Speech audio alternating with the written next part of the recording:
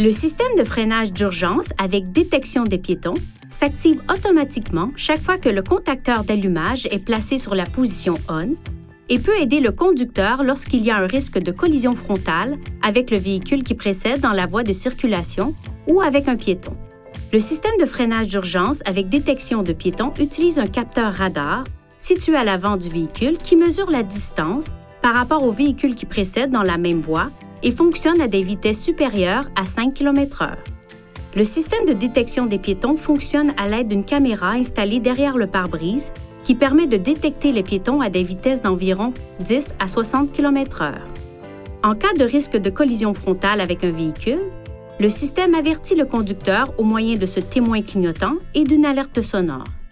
En cas de risque de collision frontale avec un piéton, le système avertit le conducteur en faisant clignoter ce témoin et en émettant une alerte sonore.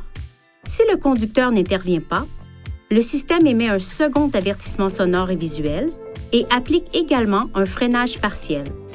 Si le risque de collision avec le véhicule qui précède devient imminent, le système applique automatiquement une plus grande force de freinage.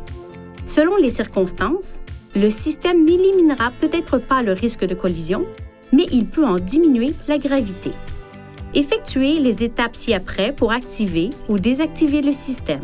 Utilisez ces commandes pour sélectionner Réglages, Aide à la conduite, Frein d'urgence, puis Avant pour activer ou désactiver le système de freinage d'urgence.